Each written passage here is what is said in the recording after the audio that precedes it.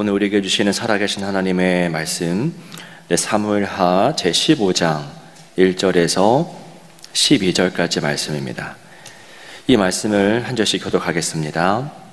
그 후에 압살롬이 자기를 위하여 병거와 말들을 준비하고 호위병 50명을 그 앞에 세우니라.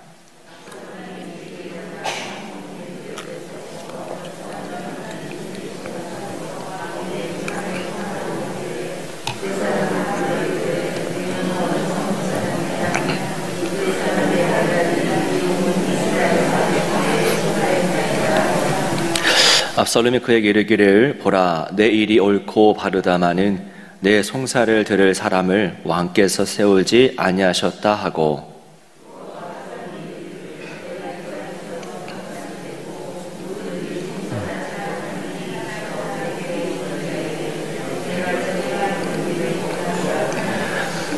사람이 가까이 와서 그에게 절하려 하면 압살롬이 손을 펴서 그 사람을 붙들고 그에게 입을 맞추니,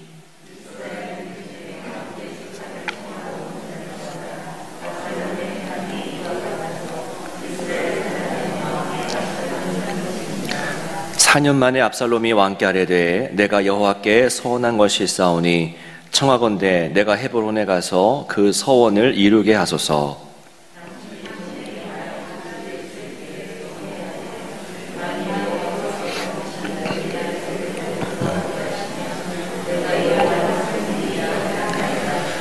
왕이 그에게 이르되 평안히 가라 하니 그가 일어나 헤브론으로 가니라.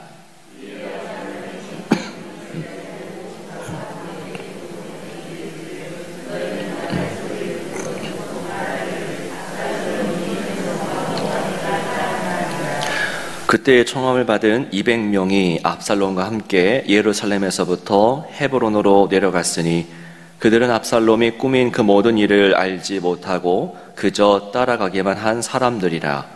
제사 드릴 때에 압살롬이 사람을 보내 다윗의 모사 길로 사람 아히도벨을 그의 성읍 길로에서 청하여 온지라. 반역하는 일이 커감에 압살롬에게로 돌아오는 백성이 많아지니라.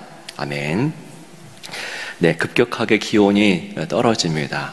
새벽 예배에 참여하시는 분들도 옷이 좀 두꺼워지고 있고요.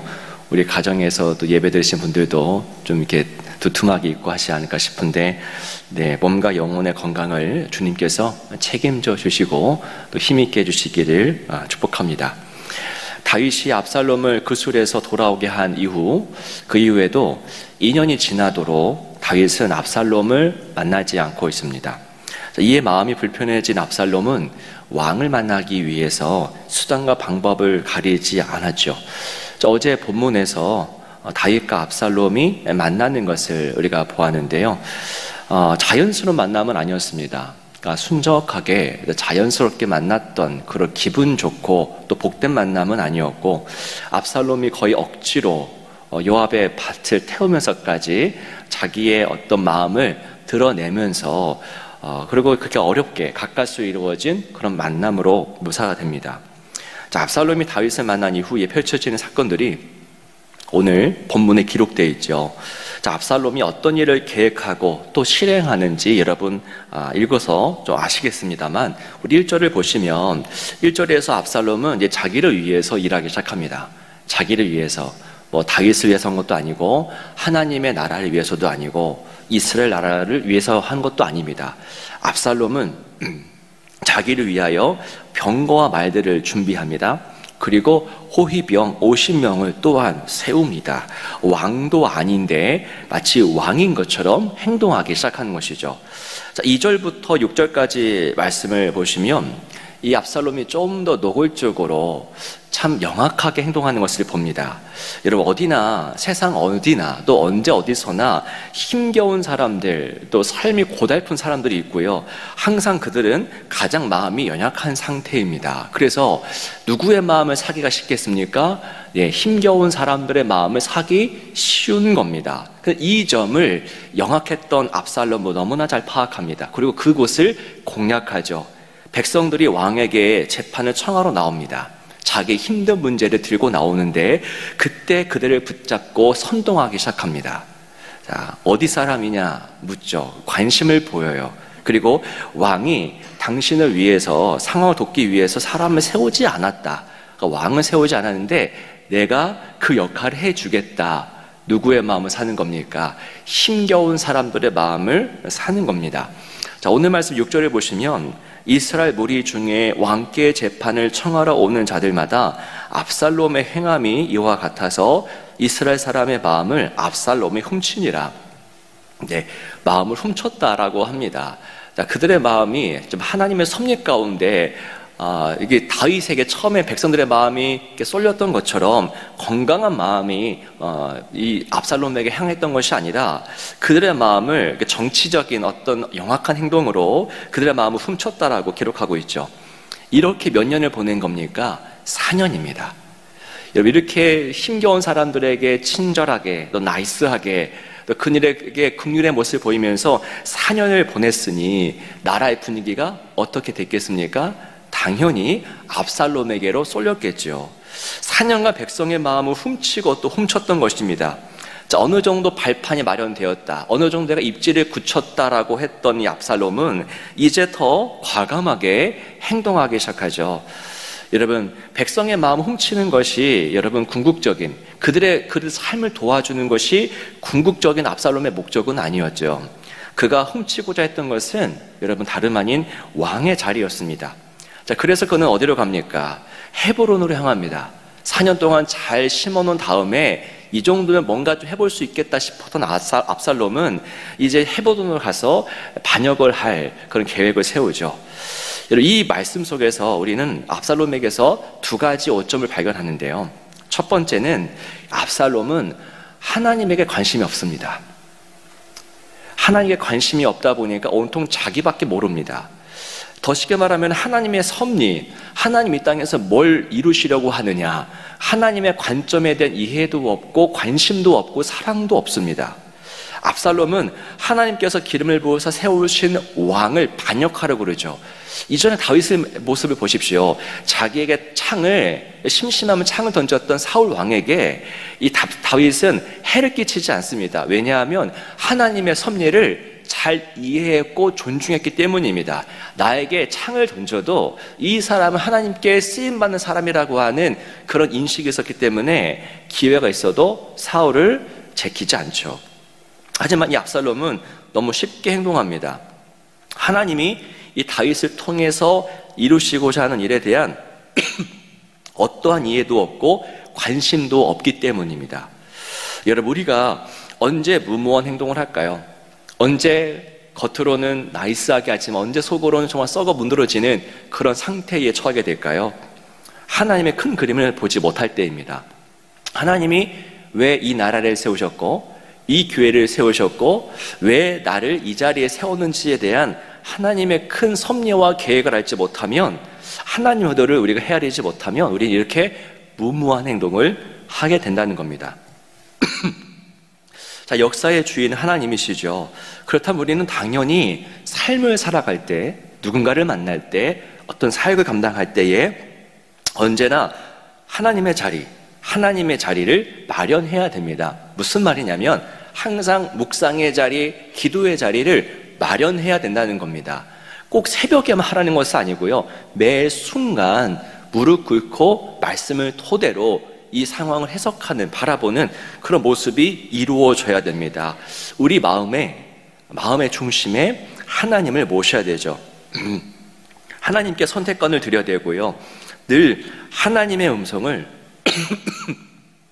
내가 분명하게 듣지 못한다 할지라도 최소한 하나님께 묻고자 하는 그 습관은 들여야 됩니다.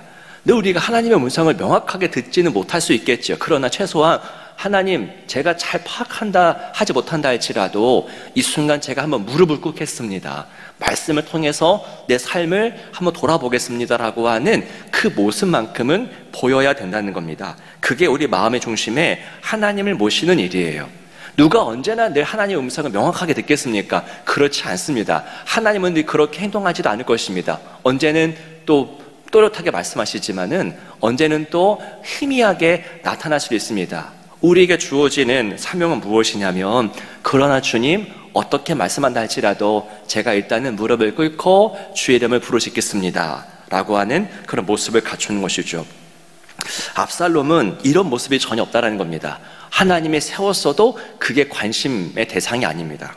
하나님의 섭리에 대한 이해도 없고 관심도 없는 모습을 보이죠. 그래서 그는 무모한 자기를 위해서 살아가는 인생을 삽니다. 두 번째 오점을 보겠습니다. 압살롬 행위를 보면은 그는 백성들에게 인자하고 긍휼한 모습을 보입니다. 그러니까 백성들의 처지를 누구보다 잘 헤아려주는 모습을 보였고요. 자신에게 절하는 사람들 앞에 가서는 어떻게 합니까? 그 손을 꽉 붙잡아주는 그런 모습. 정말 친절한 모습이지 않습니까? 선거철이 되면 어떻게 해야 됩니까? TV에서 많이들 보셨죠. 정치인들이 평소에는 가지도 않는 그 시장 바닥에 가서 그 시커먼 할머니들 손을 붙잡아주고 따스하게 인사해주지 않습니까? 언제만 그렇습니까? 선거철에만 그렇습니다. 압살롬은 백성을 위해서 행동했습니다. 그런데 중요한 것은 바로 그 행동의 동기죠. 왜 그런 행동을 하느냐? 성경은 그의 행동이 정직한 동기, 정말 백성을 위한 그 마음에서 시작된 것이 아님을 말해줍니다. 그는 백성을 위해서 행동했던 것이 아닙니다. 백성이 아니라 자기 자신을 위해서 행동했던 것이죠. 4년 동안 잘 뿌리는 겁니다. 결국은 자기가 왕이 되기 위해서. 백성은 자기 야망을 이루기 위한, 인정받기 위한 도구에 불과했던 겁니다. 여러분, 하나님은 무엇을 보실까요? 동기를 보십니다. 행동 보시지요. 그런데 행동은 사람도 다 봅니다. 어떻게 행동하는지, 어떻게 표정을 짓는지, 어떻게 손짓 발짓 하는지 우리 사람은 봅니다. 그 동기까지 보시는 분은 하나님이십니다. 중심까지 보시죠. 하나님은 이웃을 사랑하라 하십니다. 즉 이웃 자체가 목적이 되게 하라는 것입니다. 도구 삼지 말고, 네가 이렇게 친절을 행함으로써 뭔가를 얻어내려고 하지 말고 그 행위 자체가, 그 사람 자체가 목적이 되게 하라라는 겁니다. 선을 행하는 것 참 중요하죠. 하지만 선한 행동의 뿌리, 그 근원 역시 선해야 합니다. 그게 하나님이 진정을 원하시는 삶의 모습입니다. 사람이 얼마나 영악합니까?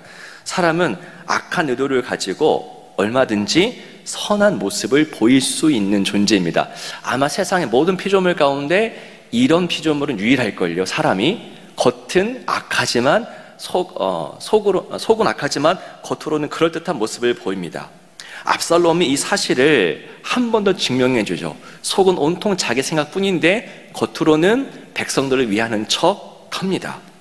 여러분, 오늘 말씀을 통해서 우리는 우리의 속을 좀 돌아보는 그런 시간이 되기를 원합니다. 우리도 우리 자신에게 속아요. 우리 속에 무엇이 들어있는지 우리조차 모르고 살 때가 참 많이 있습니다. 그런데 우리 중심에, 우리 속에, 사람들에게 그렇게 웃고 있는 우리의 속에 과연 어떤 마음이 있는지, 진짜 그 이웃, 그 성도, 그 사람에 대한 관심과 사랑으로 가득한 것인지, 아니면 이런 모습을 통해서 내가 무언가를 얻고자 하는 것인지. 하나님은 우리의 겉뿐만이 아니라 우리의 속까지도, 우리가 왜 친절을 베풀고 왜 그렇게 두 손을 뻗치는지 그 동기까지 보신다는 것이죠. 하나님은 중심을 보시고 하나님은 진실을 보십니다. 그 겉모습만이 아니라 우리의 속 사람까지 정결해지기를 주님의 이름으로 축원하고, 그리고 하나님의 섭리를 우리가 잘 이해해서 하나님의 뜻에 합당하여 살아가는 우리 복된 여러분의 삶이 되시기를 주의 이름으로 축원합니다. 기도하겠습니다. 하나님, 오늘도 우리 모두를 사랑하셔서 우리 말씀의 거울 앞에 설 수 있도록 인도해 주시니 감사합니다. 교회에서, 각 가정에서 이 말씀을 살펴보고 기도하는 이 시간 속에서 하나님 만져주시고 우리를 만나 주옵소서. 우리 속에 하나님이 원하지 않는 마음이 있다면 주님, 그 솔직한 우리의 실상을 보게 도와주시고 주님 앞에 나아가 우리의 속에 있는 것을 다 토해내며 정결해지는 시간 될 수 있도록, 그래서 하나님의 마음에 합한 사람이 될 수 있도록 우리에게 은혜를 베풀어 주옵소서. 주 예수 그리스도의 이름으로 간절히 기도하옵나이다. 아멘.